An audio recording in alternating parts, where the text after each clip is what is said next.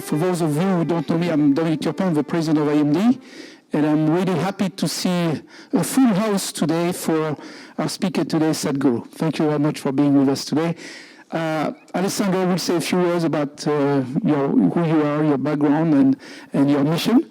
I would like to thank all the people who have been here, because today it's a bit unusual. I understand we have some MBA, some participants from the program for executive development, numbers of alumni that I want to thank also, staff, of course. So we have a full house, which is a bit unusual, but great news. It means that there is a lot of interest for what you're going to talk about. So this morning we met about an hour ago, and I must say that this morning I was wondering what I'm going to talk about with the yoga. And so, I went to this meeting a little bit anxious. What kind of conversation are we going to have? But I must say that we had a longer discussion than what was planned. And I was extremely happy to see that we are sharing a lot of very common elements regarding, what is leadership, what are the fundamentals of business education. And we had such a great discussion that I think we are going to start doing things together. So that was a very productive meeting for me and also, I guess, for Sadhguru. So without further delay, I'm going to leave the floor to Alessandro, who is going to give us a little bit of background on Sadhguru. So as I was preparing to welcome our guest today, I reminded myself to be as short as possible so you all can enjoy this unique event and talk. But to introduce Sadhguru Jaggi Vasudev in a short manner is not so simple, as his work and impact spread to so many areas of society and life. Let me try and give you some highlights. Described as a yogic, mystic, and humanitarian, Sadhguru is the founder of the Isha Foundation, an organization that taps the ancient science of yoga to deliver programs that create physical, mental, and emotional well-being. Programs that have today been attended by 5 million people around the world. To give you an idea of the management challenge, the organization is operated by a network of 2 million volunteers worldwide. Sadhguru is also a social entrepreneur who has pioneered mobile health clinics and rural Olympic Games in South India, opened various networks of schools, and even won a Guinness Book World Record in the number of trees planted in one day, more than 800,000. He is at the origin of a massive popular movement in South India, where he now gives programs that are attended by 30,000 people at a time in cities like Bangalore, Cochin, or Chennai. He has been named one of the top 50 Indians by India Today magazine. And if that weren't enough, Sadhguru also writes poems and is ready to challenge you at a game of golf in between his international travels. Sadhguru is not our typical guest on the IMD campus. However, he has visited Switzerland many times before, as he is a regular guest at the annual meeting of the World Economic Forum in Davos.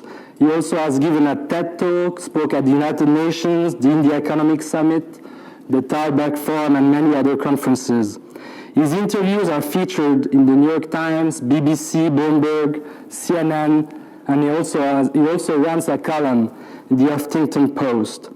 Maybe it is so difficult to cover the many hats that Sadhguru wears, because he is, as he says himself, in the one and only business there is, the business of human well-being.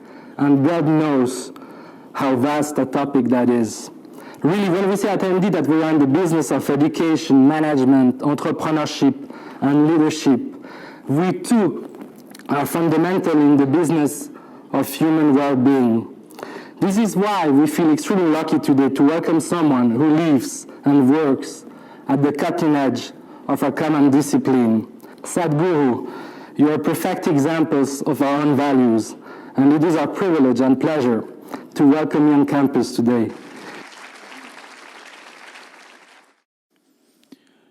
Jananam Supadam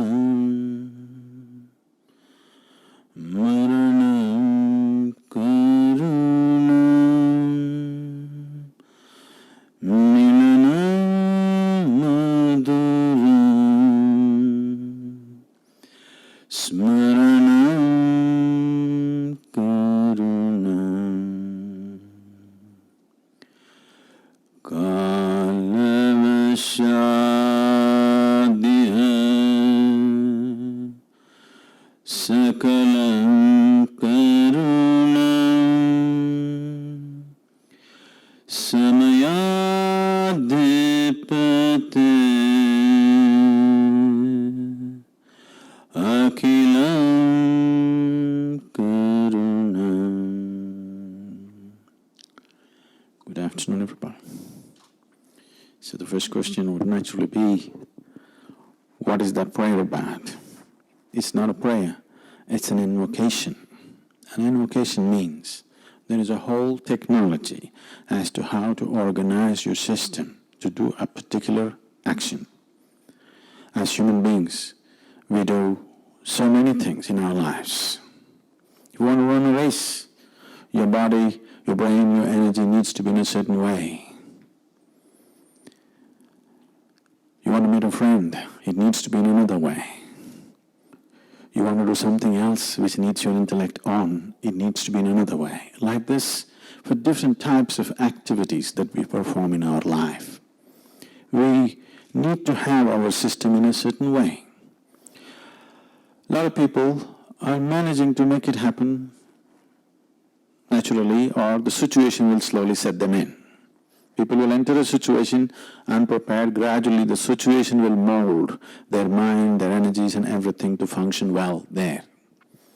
But there is a way that you can consciously create an inner situation where you craft that situation within yourself so that you're organized in every way. All the faculties within you, your body, your mind, your emotion, and your energy is properly organized for that specific activity. There is a whole science and technology as to how to go about this inner organization within a human being. When we say a leader, or when we say ambition, ambition is just an exaggeration of the existing. When we say vision, as the word suggests, it is about a new possibility, something which is not yet. Ambition is about wanting to take as much as we can take. Vision is about making everything yours. One is an aggressive way of taking it, another is an embrace. It is like the distinction between love and rape.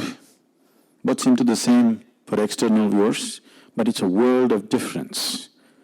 Making the world yield to you willingly and trying to take a piece of the world are two different dimensions of life. As human beings, like never before, we are empowered. Individual human beings, we have become so powerful because of technological advancement. What 10,000 men could do 1,000 years ago, today one man can do. When we are so hugely empowered, it's extremely important that the way we exist here is in a more inclusive way. All this philosophy, is it possible for a businessman? It is very much possible, and especially not possible, it is very much needed for the businessman, because business is about expansion. Does expansion happen because of inclusiveness, or does expansion happen because you forcefully take something?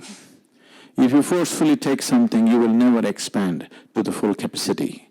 Only if you learn how to make the world yield to what you want it to be, only then you can take it all. Ambition is about more. Vision is about all. When we say leadership, a leader is somebody who is trying to create a situation and people are looking up to him, believing that he's going to make it happen. So that means he must be in some position within himself that he is able to see things better than the people around him. Business leadership or managing large situations, if you want to manage 1,000 people, essentially you are managing 1,000 minds. if you want to manage 1,000 minds, if you are not even able to manage your own mind, it is going to be accidental management. And because of this accidental management, you will see managers of the world are the most tense-looking human beings. We are sending a completely wrong message to the world. If you succeed, you will suffer. This is the message that's going to the world. It happened in the 60s in America. Because all the successful people are so miserable, the youth did not see that success is worthwhile. They thought just sitting on a street corner and smoking pot is much better, at least we are happy. So this is a very wrong message, that success is a bad thing, is a horrible message for humanity and the future generations to come. Right now, this message is going out because you will see successful people have the most miserable faces on the planet. Success should be a sweet thing, but success has become a suffering. Simply because we are managing to do outside things without doing anything about ourselves. If the work that you're doing is important, the first thing that you need to do is work upon yourself. What does working upon yourself mean? See, as you sit here, each human being is his own, simply because of the accumulation of experiences that have happened in different people and how all this is assimilated within each person. Each human being is his own, and that's the beauty of human beings. You can't find a carbon copy anywhere. Everybody is unique. This uniqueness will be a wonderful thing if it functions cohesively. The same uniqueness, if it does not function cohesively, this uniqueness has to be called, you're really unique means you're a freak. Only if this uniqueness functions cohesively, this uniqueness can be celebrated and enjoyed, and the world can benefit from this and the individual can benefit from this. Our idea of success has become like this right now. That we are sitting, there's a proverbial story in India about a man sitting on a tree branch and cutting it, but sitting on the wrong end of it. If he succeeds, he will fail. Right now, we have brought the world to such a situation that if we succeed, we will fail. In 2008, when I was at the World Economic Forum, the recession was just beginning, and I saw all these 2,000 odd people who are hugely successful people carrying very long faces. Recession is coming, recession is coming. So they asked me to handle a session called Recession and Depression. I said recession is bad enough, you don't have to get depressed on top of it. And the way we have created this whole situation is such, if we fail, we will be depressed. If we succeed, we will be damned. That's how we have created the situation. If all the 7 billion people on this planet use modern technology and get super busy, I think the planet just has 10-15 years left. Fortunately, 50% of the people are lazy. Really. Now, it's not human intelligence which is saving the planet. It is not human love or compassion saving the planet. It is human lethargy which is saving the planet. That's a shame, isn't it? Simply because our ideas of success, our ideas of well-being itself has not been consciously worked at. It's just like we have just grown like wilderness. Now today, leadership means that we are able to re-engineer our very idea of success, well-being in the world. If we don't do this now, the success will be a bad thing. All the younger generations are becoming activists who are against any kind of successful activity on the planet. I happened to be in a conference in London, a major conference, almost 3,000 people participating, all kinds of people. And this is about be the change. And here all kinds of things were going on. I was listening with great apprehension for what things that were being said. One man has come from India, he's brought 10 tribals from India carrying one bag of tea. He said, see, I have brought the producer himself to UK, and they are going to sell their tea bags right here, and they're going to take their money. Nobody in between, no corporations, nothing, no cash, direct. I said, when my turn to speak came, I said, it's okay. I don't mind buying the tribal tea, but I fly Lufthansa. I don't want to fly a tribal airline where 2 out of the 4 engines are working. The idea of creating corporations and businesses was to make our life more efficient, not monstrous. It will become monstrous if we function out of individual ambition rather than a larger vision. Somehow get there. This is the way of the ambition. Somehow get there. We'll work only short term. Can I tell you a story? Can I tell you a story? I seek your permission because it is probably just post-lunch for many of you, and the moment I say once upon a time, a lot of people think it's bedtime. It's not. On a certain day, a bull and a pheasant were grazing upon the field. The bull eating the grass, the pheasant picking ticks off the bull partnership business. There was a huge tree at the edge of the field. The pheasant nostalgically looked at the tree and said, oh, alas, there was a time I could fly to the topmost branch of the tree, but now I don't have enough strength in my wing even to fly to the first branch of the tree. The bull very nonchalantly said, that's no issue. Eat a little bit of my dung every day. Within a fortnight, you will reach the top of the tree. The pheasant said, come on, what kind of nonsense is that? The bull said, really, try and see, the whole humanity is on it. The pheasant hesitantly started pecking at the dung, and lo, on the very first day it reached the first branch of the tree. Within a fortnight it did reach the topmost branch of the tree. It sat on the topmost branch of the tree, beginning to enjoy the scenery. An old farmer who was rocking in the rocking chair saw a fat old pheasant sitting on top of the tree, pulled out his shotgun and shot the bird off the tree. The moral of the story is, many times bullshit can get you to the top, but it'll never let you stay there.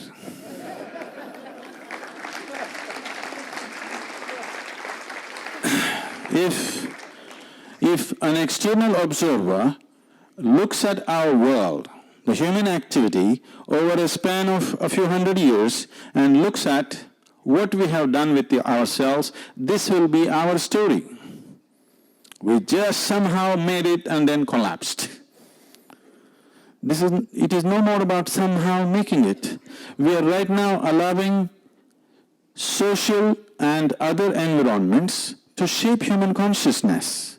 No, human consciousness should shape our business environment, the social environment, and the world's environment. Instead of allowing the human consciousness to do the other, right now we are allowing the circumstances to change the human consciousness. The essence of being human is every other animal adapts to its situation.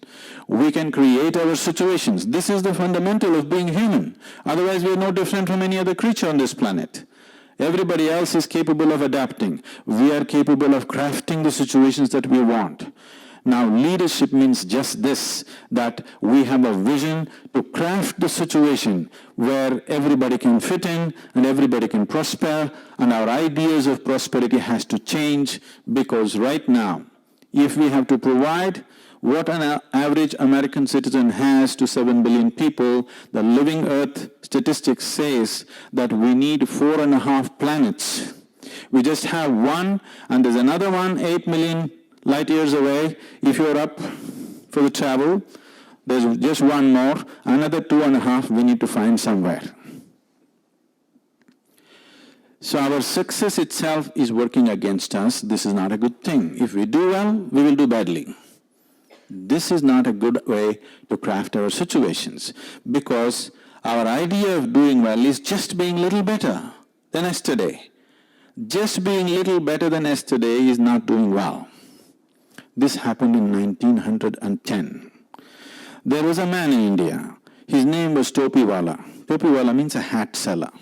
Now you have this culture here also, that somebody's second name happens to be his profession, carpenter, goldsmith, blacksmith, whatever. Like that, he is a hat seller, he is a topiwala. He was going from village to village in tropical heat selling hats. One afternoon he's tired, sat under a tree, opened his meager lunch, ate and dozed off. When he opened his eyes, he looked, all the hats were gone. He looked all over the place, no hats, they just gone, disappeared.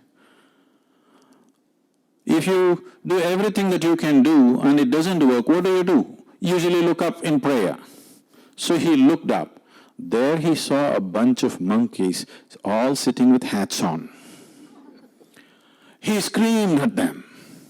They screamed back at him. He abused them. They abused in their own language. He picked up whatever he could and threw it at them. They picked up whatever they could and threw it back at him. Not knowing what to do, frustrated, he took his hat and flung it on the ground.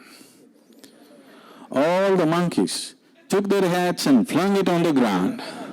He picked up his hats and went about his business. 2012, 23rd of September, another topiwala, going from village to village, selling hats. He came in the afternoon, sat under a tree, opened his elaborate lunch, 21st century. Had his lunch, promptly fell asleep. When he opened his eyes, hats were gone. He didn't look here and there, he looked straight up. The monkeys were sitting with hats on. He got up and jived. They all jived.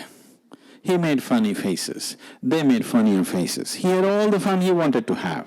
When he was done, he took his hat and flung it on the ground.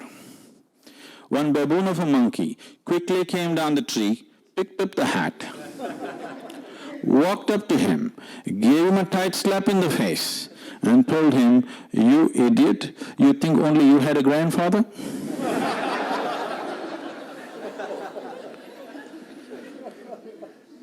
So, just one step ahead of yesterday is not leadership. Leadership has to craft. Today, we have come to a place where the economic leadership has moving into a certain position in the sense. About 300 years ago, largely religious leadership was controlling the world. From mindlessness of religious leadership, we moved into the tyranny of the military leadership. From the tyranny of the military leadership, we moved into the confusion of democratic leadership. Confusion and incompetence of democratic leadership in many ways. Because 100 people are trying to run the place. In India, it's 542 people trying to run the nation. By the time you make these 542 people understand what is needed and what should be done tomorrow morning, it will take 5 years. And they are not there by then. So today, we are moving into a place where in the next 10, 15 years' time, the economic leadership will be the most important leadership in the world. We are definitely going there. The good thing about the business leader is he has no qualms about anything. If there is a good deal, he will make a deal with the devil. He has no prejudices about anybody. You're white, you're black, you're yellow, you're this, you're that. He has no issues. He will make a deal with the devil if the deal is good. So the economic leadership is in many ways, in the very nature of things, it is very flexible leadership. If we train this leadership, if we bring about now an institution like this and many others, if we bring about the necessary shift from economic leaders operating out of narrow personal ambitions to a larger vision, that will be the greatest thing for the future generations of the world, where a clear message that success is the sweetest thing in your life.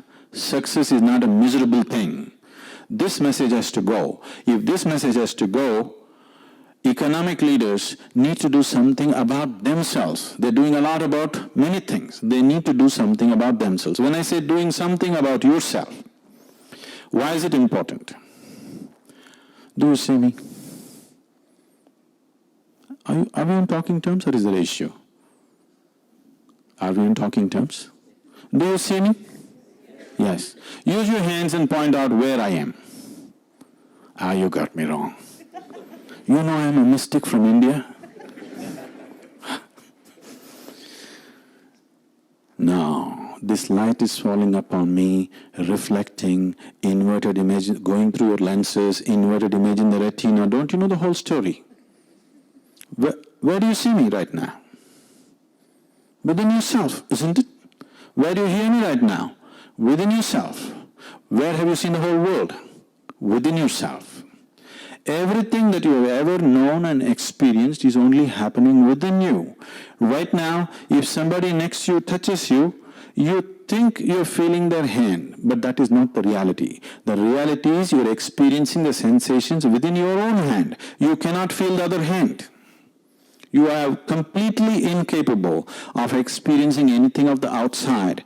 The way it is projected within you, that is the only way you will experience it. That is why what is light for you is darkness for some other creature. Suppose you and an owl sit together. You have owls in Switzerland? If you and an owl sit together and start an argument as to which is light and darkness, where will you go? Endless argument, isn't it? Who is right, you or the owl? You or the owl. Who is right as to which is light and which is darkness?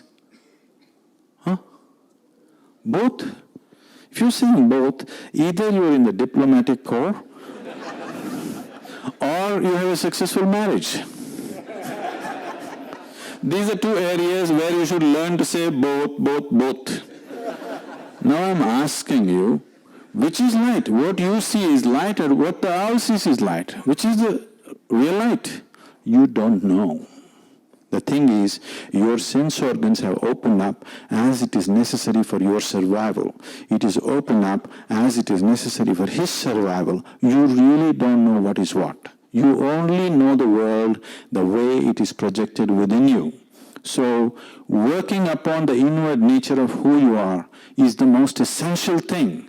If you are in any position of responsibility and power, it's extremely important you do something about this. Otherwise, it will give you completely wrong images which look right. I wanted to look back on the history of this world. How many horrible things human beings have done to each other, believing they were doing the right thing? Yes or no? No? At that time, when they did those horrible things, they really believed they were doing the right thing. They did not think they were doing the wrong thing. This happens because we have done nothing about the interiority. When I say interiority, what did you have for breakfast? What did you have for breakfast? Egg. Chicken. So he had an egg for breakfast. But over the morning, this egg has transformed itself into a human being, isn't it? It goes into you and it's becoming a human body, isn't it so? Yes. If you eat a piece of bread, you eat a banana, what you call is your body is just accumulation of the food that you've eaten, isn't it so? Now, what a phenomena he is. He can make a chicken egg into a human being over the morning. If you ask Charles Darwin, this would take millions of years. He can do it over the morning, and every one of you can do it over the morning. So here, there is an intelligence here. There is a competence here, which is capable of transforming a piece of bread, or an egg, or a banana, or whatever, into a human body. When I say human body, I'm not talking about you or me like this. This is the most sophisticated machine on the planet. Yes or no? This is the highest level of technology, isn't it so? Human body. Every other gadget that you see on the planet has come out of this. This is the gadget. The gadget. Yes. You're too involved in the iPhone, you never looked at the eye.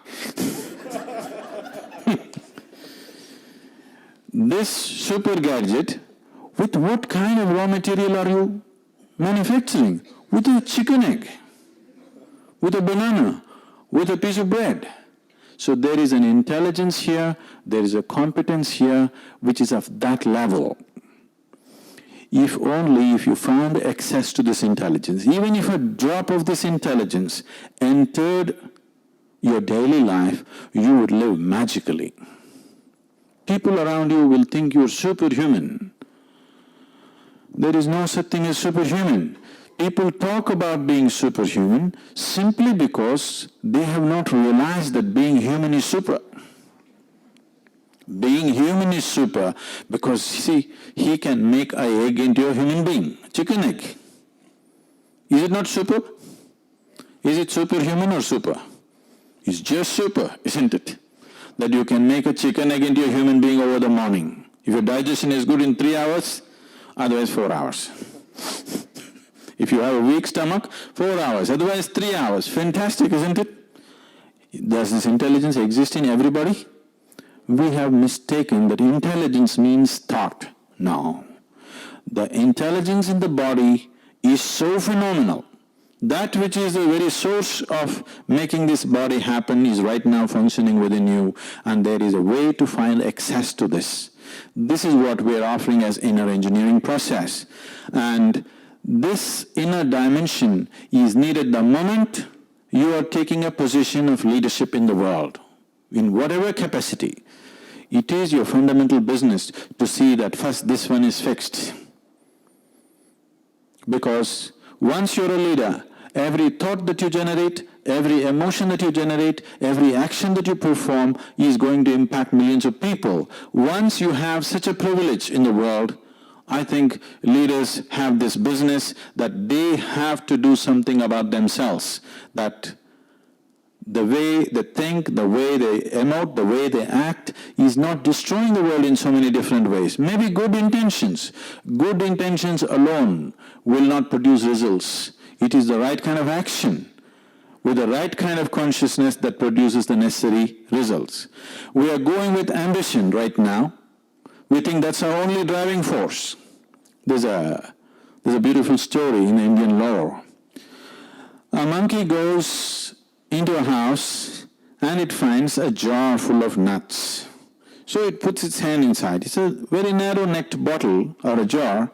Puts inside a handful of nuts. Want to take it out. It won't come. It's stuck. It has to let go some, but it's ambitious. It cannot let go even one nut. Pulls and pulls, it doesn't come. Then another wise monkey comes. Some monkeys are wise, Another wise monkey comes and says, this is not the way you live it. And together they overturn the jar and all the nuts are out. Now, we have to move from more to all. If you journey from more to all, that means you have traveled from ambition to vision. If you have questions, any kind of questions.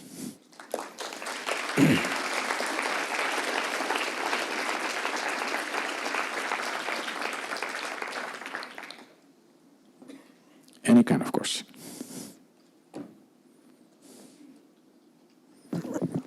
My English is not so good, but as I heard you, if I understood you good, the change can only happen by individual action. There is no social movement, a political movement with collective action.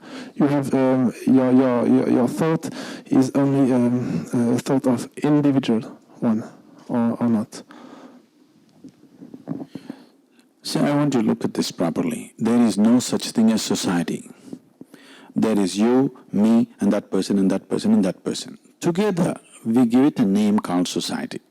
But there is no such thing in existence. It's only in our perception, isn't it? In reality, there's you and me, you and me, and you and me, and you and me, so many. You think there is a society. There is no such thing. Everybody is individuals. If 10 individuals behave properly, you think, oh, this society is wonderful. No, society is not wonderful. There are 10 individuals who are doing wonderful things. If 1 million individuals do really wonderful things, then you say this is a fabulous society. Society is not functioning wonderfully. Individual people are doing wonderful things. That is why society gets the benefit, isn't it? But actually there is no society. It is just a word. It doesn't exist. It's individuals. If you want to transform a society, you have to transform the individuals. How else? You can make one mass teaching. Even if you make a mass teaching, still to what extent each individual takes it, that is the extent you find the result, isn't it? Now, as a humanity, when there is no society, is there a humanity? There isn't. There are only human beings. But as human beings on this planet, we are entrusted with a certain responsibility right now as a generation of people. Why I'm saying this is, for the very first time in the history of humanity, we have come to a place where we have the necessary capability, resource and technology to address every human problem on the planet. Nourishment, health, education, whatever, name it. For everything we have resource, we have capability and technology. The only thing that is missing is individual human beings who will stand up and make it happen. Yes or no? Never before this was possible. 25 years ago, even if you dreamt of it, we were not capable. But now we are capable. If we are not capable of doing something, that is fine. If we are capable of doing something and if we do not do it. If we do not do what we cannot do, there is no issue. But if we do not do what we can do, we are a disastrous generation, isn't it? It's my wish and my blessing that we should not become a disastrous generation. We should be able to turn it around because everything else is on the plate. Only the man is missing, isn't it? Do you see everything else is on the plate? Only the man is missing. Earlier it was not like that. There was no resource, there was no technology, there was no capability. Now everything is there. Only you and me. You are speaking to an adult audience today. And asking adults to change is obviously more difficult to address the problem on an earlier stage. How would you recommend to have the children changing at an earlier stage and having them doing something else than playing with the iPhone?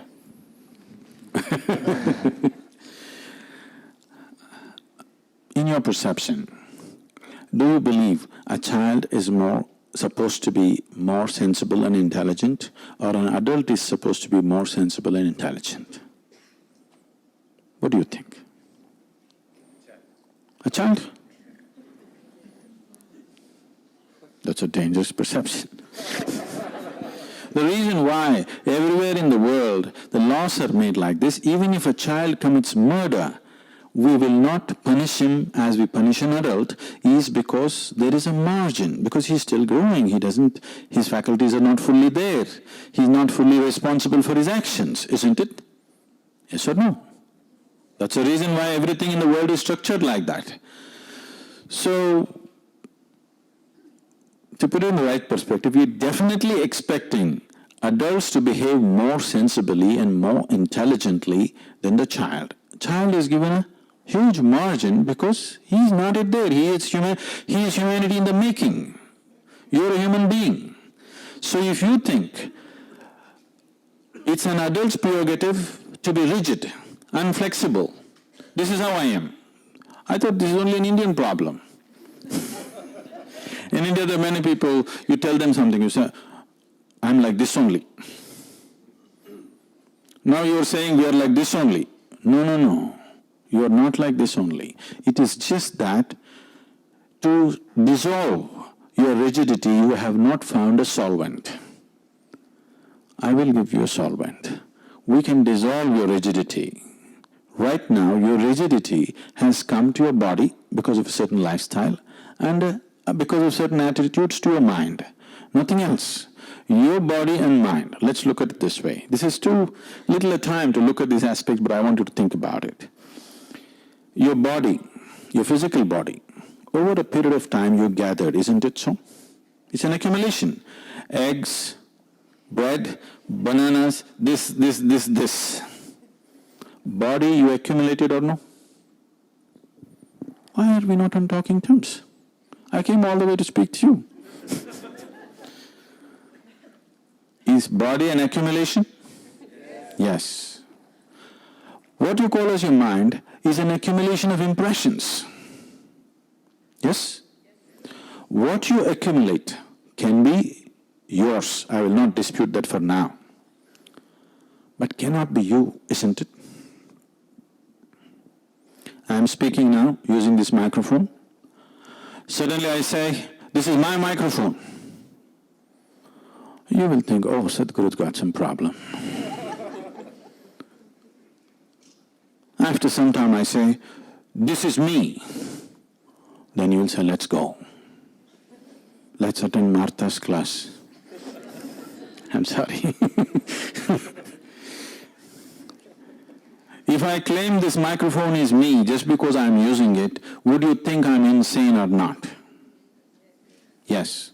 Right now you're doing this every day. Food appears on your plate. You say, this is my food. You eat it and then you say, this is me. You need to look at this. I'm trying to do this shortcut. It's not a good way to do it. But I want you to think about it. What is not you? If you think it is you, what is not you? If you think it is you, even the medical explanation for insanity is that. Yes or no? The medical definition of insanity is, if I think I'm the microphone, the psychiatrist will say, you need treatment. Yes or no? What you gather can be yours, can never ever be you, isn't it? So there is something that gathers all this, that is an intelligence which can make a egg into a human being. Should you not access it? Should you not make that dimension of intelligence possible? I am not asking you to change. I am not asking you to change. Change is just a little improvement of the past. I am not asking you to change. I am telling you, as a human being, you are come with a potential which is enormous. When I say enormous, about 2 years ago, the cell phone companies in India did a survey. India is one of the the biggest growing cell phone industry growing right now. 60 million phones we're adding per year. So the companies made a survey and they found 97% of the people are using only 7% of a cell phone's capability. We're not talking about your smartphones, the dumb phone. Of the dumb phone, 97% of the people are using only 7% of its competence. So they must be contemplating, even if we remove 90% of the software, most people will not know. 3% complaints, we can handle it. Business,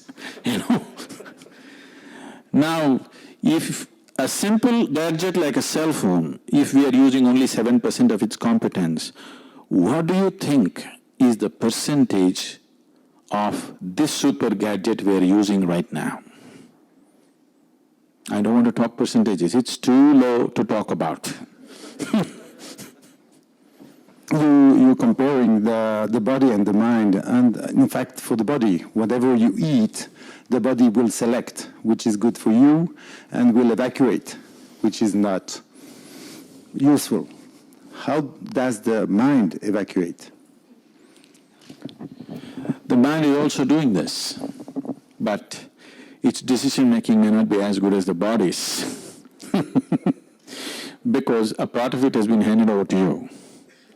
If the mind was not in your hands, suppose the digestive process is not in your hands, you put something, the stomach itself will decide what to take, what to throw out. But now in the mind, you choose. So that's why it's a mess up. What should go out is not there. But even now, there is a certain selection in the mind.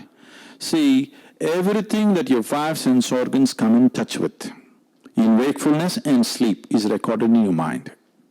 Suppose you walk from here to there, actually there may be 25 different types of smells.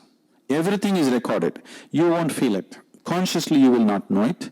Only if somebody smells really bad or really good, you will know. Otherwise, if you just walk like this, there are 300 smells floating around in this hall. Every one of them is recorded in your mind. To what extent means? Suppose you're fast asleep. Let's say you're fast asleep. I come into your room and I speak in an Indian language of which you have no clue.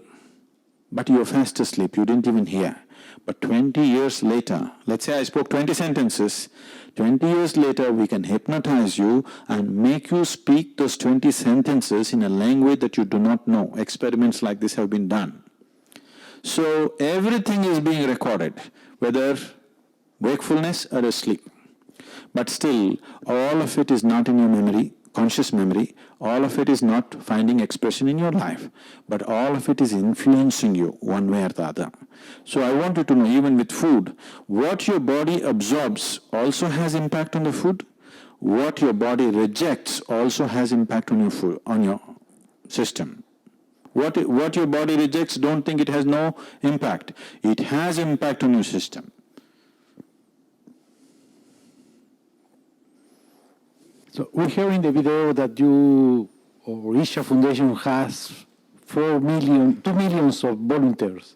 My question is, how do you manage to attract them? If anybody has to go crazy, it's me. Because doing all this activity, running various institutions, creating huge events on a daily basis all over, and making this happen with volunteers means I want you to understand what it means to work with volunteers. Nobody is trained for the job. That's the first thing. You try to do something like this here, you will know what it is. And the next thing is you can't fire them. They're volunteers. If the ability to fire people is taken away from you, you manage people and see, you cannot fire anybody for incompetence. So what happens is, in a corporation, what you can do with one word, I do the same thing with 100 words, because I have to win over this person. Otherwise, she won't do what she has to do. But the efficiency with which we function, you come and see. We are super efficient in everything. Far more efficient than most corporations. That's why they're coming to us for training. I was conducting a program, a 3-day event, for the top 30 executives of Microsoft India. And I had about 8 volunteers. They were running around doing everything. After 2 days, these executives, their mouth watered. They're always looking for attrition elsewhere. They said, Sadhguru, where do you find these people? I said, you don't find them. You have to make them. How do you make them? I said, you have to make them fall in love with you. How do you do that? I said, first you have to fall in love with them. They said, oh, they don't pay us for that.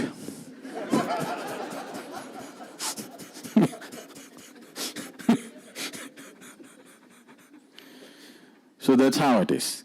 When people are passionately involved, everything is a mess, but with simple adjustment, you can do wonderful things because human beings are functioning at 100%. Nobody is trying to hold back anything. Everybody is trying to do their best. Many times their best is quite burdensome. But that's the whole thing. So, managing a situation like this, anybody can go crazy. But I will not go crazy because that one thing I fixed. What we have fixed is just this. See, for example, human experience goes through various things. Every human experience, for example, let's say peace. Suppose you lost your peace today. What happens? You go home and people at home, the family gets the first dose, usually. If it continues, tomorrow you may pick a quarrel on the street. If it continues, you go and yell at your boss. The moment you yell at your boss, everybody knows that you need medical treatment. When you yelled at the family, they thought it's normal. If you start yelling in a situation where it will have serious consequences for you, people know you need treatment. So you go to a doctor. Initially the doctor tries to talk you out and it doesn't work, then he throws a pill into you. Pill means what? Little bit of chemicals. Little bit of chemicals, suddenly you become peaceful. Maybe not forever, at least for a short period of time. Or in other words, what you call as peace is a certain kind of chemistry. What you call as joy is another kind of chemistry. Blissfulness is another kind of chemistry. Ecstasy is one kind of chemistry. Agony is another kind of chemistry. Turmoil is another kind of chemistry. Anxiety and fear are other kinds of chemistries. Whole human experience, a range of human experiences are different chemical bases within you. Now we are talking about a technology. of creating the right kind of chemistry. You are in a chemistry of blissfulness. Doesn't matter what the situations are, you are at your best. Right now, people's logic is this: if the situation is going wrong, I will also go wrong. This is a silly way to exist. Especially if situations are going wrong, it's all the more important that you are on the track, isn't it? Once you establish your way of being, and it cannot be disturbed by what's around you, one thing that has happened to you is you are free of suffering. Once the fear of suffering is gone in your life, only then you will walk full stride in your life. Otherwise, every step that you take is a half a step. What will happen to me? If this doesn't work, what will happen to me? Just to give you an example, in 1998, certain experts from United Nations came to South India and they made a prediction: by 2025, Tamil Nadu, the state where we are, 60% of this state will become a desert. I didn't like predictions. I don't like any kind of predictions, because predictions about individual human beings or societies are being made without taking into account what is beating in a human heart. Only statistics. Looking at today's numbers, you're saying tomorrow's numbers will be like this. I said, I don't like this, and I drove around. I wanted to see for myself if it's true. I drove across Tamil Nadu just to see if it's real. Then I saw that what they said was wrong, because it's going to happen much quicker than 2025. Then I came back and said, what to do? Then I saw in Tamil Nadu, there was only 16% green cover. The national aspiration is 33%. Then I made a simple barefoot calculation. For the area that we have, if we plant 114 million trees in 6 to 8 years' time, in 15 to 20 years we'll have 33% green cover. So I called a group of people and said, we need to plant 114 million trees. They said, Sadhguru, do you know what's 114 million? How can anybody plant 114 million trees? Then I said, see, what's your population? 62 million. If all of us plant one tree today, take care of it for 2 years, plant one more, how many do you have? You got the number. Even a beggar on the street can plant one tree. He'll have an office growing for himself. He'll have an office space growing from himself if he grows a tree, isn't it? A growing office space. So today, we have, it's like almost 12 years now, we have planted 16.7 million trees, living trees, not just saplings, living trees. And this year we're planting 6 more million trees. And Tamil Nadu's green cover has gone up by 7.2%. It's the only place in the whole of Asia where the green cover is actually going up, not down. And we did not give up our life to do this. This is one of the side things that I'm doing. In a month, I may spend about 3 to 4 hours on this project. That's how much time I allot for this project. With 3-4 hours in a month's time, I think it's good enough result. I thought we will plant 114 million trees. We've not gotten there. We are near 20 million. It's still a long way to go. But for 3-4 hours of investment, it's good enough. That means management must be good, isn't it? Because it is not management. It's a big love affair. People are in love with you. They will do it. They will not fall in love with you unless you fall in love with them. That's the secret. You have to do it first. Thank you for coming. It's a pleasure to be here. I'm in the process of setting up a new initiative called My Drop in the Oceans. And the idea of My Drop in the Oceans is to help people to describe and to define their own drop in the oceans in terms of their own impact on the environment, the positive, the services that we benefit from the environment. And I just wonder, those drops can be a multitude of actions, or that you could describe them as one accumulation of actions. I just wonder how you would describe your own drop in the oceans. See, the action has to be focused. If it's a multitude of actions, it will not go anywhere. One of the most important things that's needed is any number of individual human beings are doing wonderful things. But the problem is they can't scale it up simply because they do it their own way. Now, We got to do it the way it works, not our own way, not my way, not your way. We just have to learn to do everything the way it works, not my way or your way. There is no my way and your way. There is a way of the world. We have to do it that way. There is a way of this planet. We have to do it that way. Only then we will be a sustained success. Otherwise, my way and your way is ambition, which is destroying the world. Vision means we do it the way it works. If we do it the way it works, we'll all do it the same way. Then there is no problem. If you do it my way and your way, then there is a problem, isn't it? Thank you very much. Thank you very much for being here.